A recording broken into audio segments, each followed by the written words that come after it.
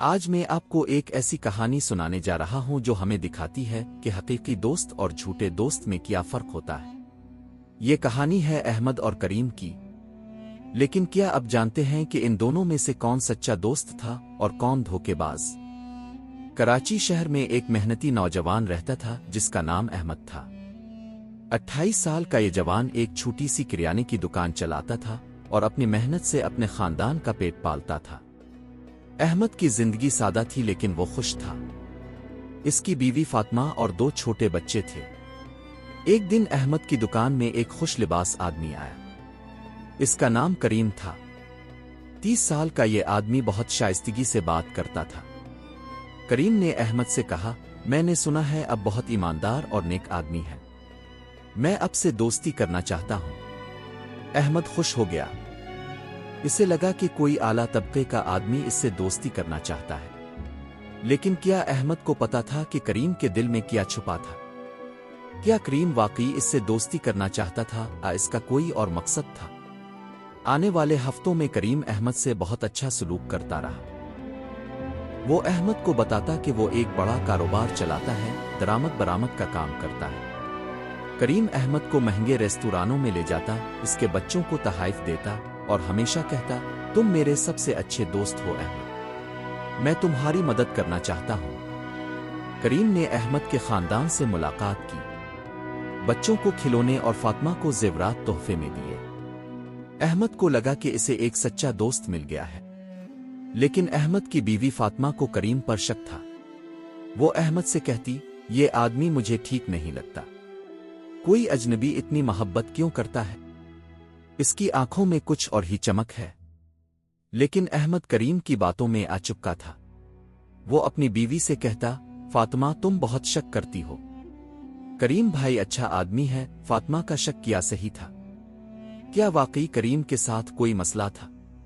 اور کیا احمد کو اپنی بیوی کی بات مان لینی چاہیے تھی؟ 2 مہینے بعد کریم نے احمد سے کہا، احمد بھائی میرے پاس ایک شاندار کاروبار کا موقع آیا ہے۔ دبئی میں میرے کلائنٹس ہیں جو بڑا آرڈر دے رہے ہیں، لیکن مجھے فوری طور پر سرمایہ چاہیے۔ اگر تم اپنی دکان بیچ کر مجھے پیسے دو تو میں 6 ماہ میں تمہارے پیسے دوگنے کر کے واپس کر دوں گا۔ احمد حیران رہ گیا۔ کریم نے تفصیل سے بتایا، دیکھو احمد تمہاری دکان کی قیمت 10 لاکھ روپے ہے، میں 6 ماہ میں تمہیں 20 لاکھ روپے دے دوں گا۔ یہ موقع چھوٹ گیا تو پھر نہیں ملے گا۔ احمد نے کہا، کریم بھائی یہ میری پوری زندگی کی کمائی ہے، اگر کچھ غلط ہو گیا تو؟ کریم نے احمد کا ہاتھ پکڑ کر کہا، یہی تو دوستی ہے احمد، میں تمہیں امیر بنانا چاہتا ہوں، کیا تم مجھ پر بھروسہ نہیں کرتے؟ میں کاغذ پر لکھ کر دے دوں گا۔ احمد کے سامنے بڑا فیصلہ تھا۔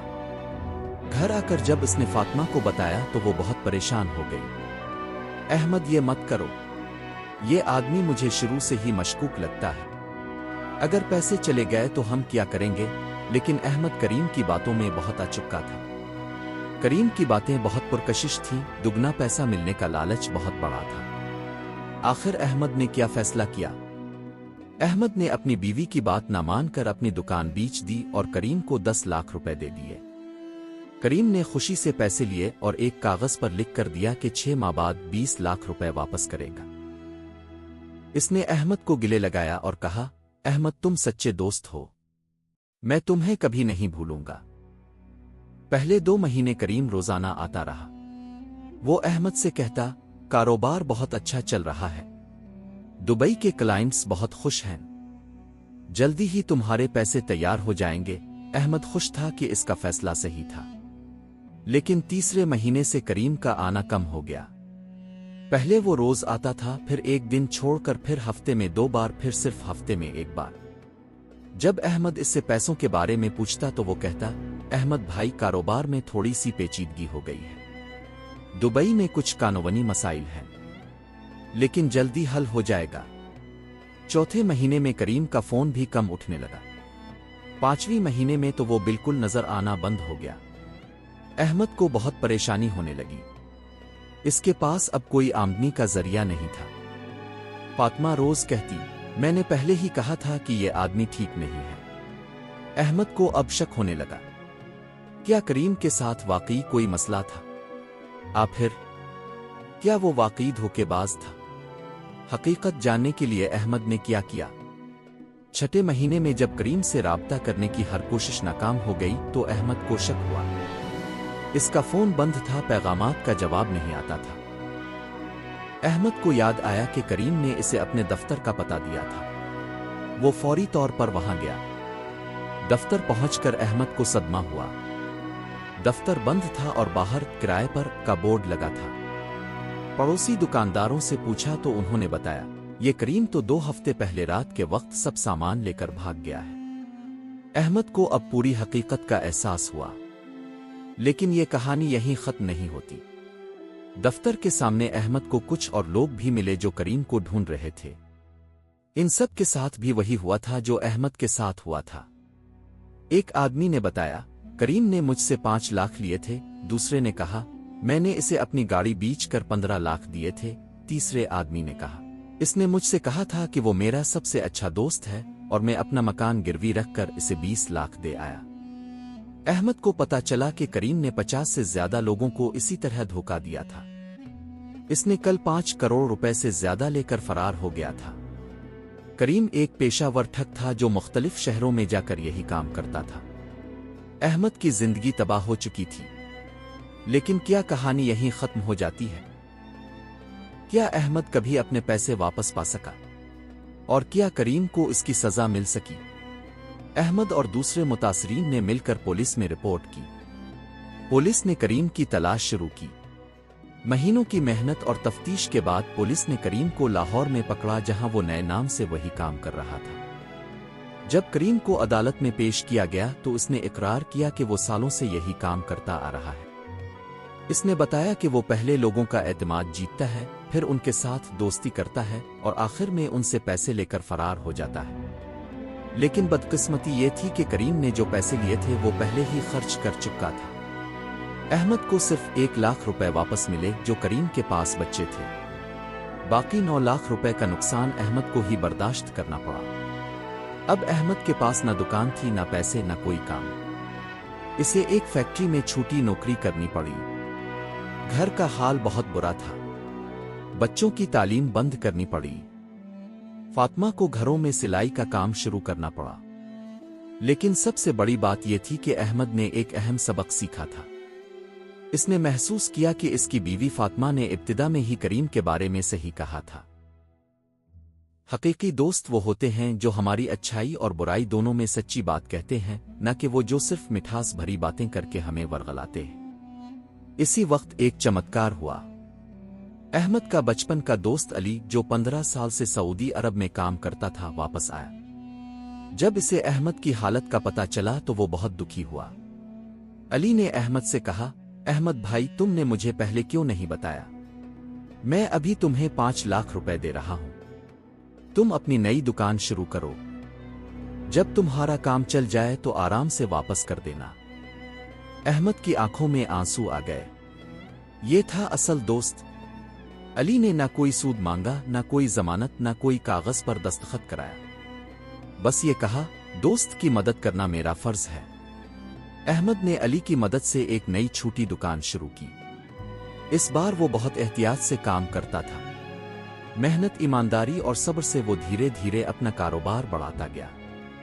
2 साल में इसने अली के पैसे वापस कर दिए और अपनी जिंदगी को दोबारा पटरी पर ला दिया। अहमद की इस कहानी से हमें ये अहम सबक मिलते हैं। पहला सबक, हकीकी दोस्त की पहचान यह है कि वो मुश्किल वक्त में बेलौस मदद करता है, ना कि वो जो सिर्फ अपना फायदा देखे। सच्चा दोस्त वो है जो आपको सच्ची बात कहे, चाहे वो कड़वी ही क्यों ना हो। झूठे दोस्त हमेशा मीठी बातें करते हैं, लेकिन उनका मकसद हमें बहकाना होता है। दूसरा सबक, लालच इंसान को अंधा कर देता है और अक्ल पर पर्दा डाल देता है। जब कोई आपको बहुत जल्दी अमीर बनाने का वादा करे तो समझ जाएं कि ये जाल है। हलाल कमाई में वक्त लगता है, असल दौलत मेहनत और सब्र से आती है। तीसरा सबक, अपने खानदान की राय का एहतराम करें। बीवी, वालिदैन और करीबी रिश्तेदार अक्सर सही बात कहते हैं क्योंकि वो आपकी बेहतरी चाहते हैं। अहमद ने अगर अपनी बीवी फातिमा की बात मान ली होती तो ये नौबत न आती। चौथा सबक, हर चमकने वाली चीज सोना नहीं होती। करीम के अच्छे कपड़े, शाइस्ता गुफ्तगू और महंगे तहाइफ सब एक धोखा था। इंसान की असल पहचान इसके किरदार से होती है, ज़ाहिरी चीजों से नहीं। 5वां सबक, मुसीबत में पता चलता है कि कौन अपना है और कौन बेगाना। अली जैसे सच्चे दोस्त मुश्किल वक्त में साथ खड़े होते हैं, जबकि करीम जैसे लोग फायदा उठाकर फरार हो जाते हैं। आज की दुनिया में करीम जैसे बहुत से लोग मौजूद हैं। सोशल मीडिया, ऑनलाइन कारोबार और जल्दी अमीर बनने के नए नए तरीकों के नाम पर लोग धोखा देते हैं। हमें बहुत एहतियात से काम लेना चाहिए। याद रखें, अगर कोई चीज सच लगने के लिए बहुत अच्छी है तो वो शायद सच ना हो। हमेशा अपने अक्ल का इस्तेमाल करें, जल्दबाजी में फैसले ना करें और अपने करीबी लोगों की राय का एहतराम करें। अहमद आज भी अपनी छोटी दुकान चलाता है। वो खुश है क्योंकि इसकी कमाई हलाल है, इसका एतमाद अल्लाह पर है और उसके पास अली जैसा सच्चा दोस्त है। वो अक्सर कहता है, अल्लाह का शुक्र है कि मुझे सच झूठ में फर्क करना आ गया है। इस कहानी का असल पैगाम यह है कि दुनिया में अच्छे और बुरे दोनों किस्म के लोग मौजूद हैं। हमें सही और गलत की पहचान करना सीखना चाहिए। धीरज रखें, मेहनत करें और हमेशा अल्लाह पर भरोसा रखें। यही जिंदगी में कामयाबी का असल राज है। अगर आपको ये कहानी अच्छी लगी हो तो कॉर्नर को सब्सक्राइब करें और बेल आइकन दबाना ना भूलें। आपके कमेंट्स में बताएं कि आपको इस कहानी से क्या सबक मिला और अगली कहानी के लिए कौन सा मौजू सुनना चाहते हैं। हम रोजाना ऐसी ही सबक आमोज कहानियां लाते रहते हैं जो आपकी जिंदगी में मुस्बत तब्दीली ला सके। अपने दोस्तों और खानदान के साथ ये कहानी शेयर करें ताकि वो भी इससे फायदा उठा सके। मिलते हैं अगली दिलचस्प कहानी के साथ, तब तक के लिए अल्लाह हाफिज।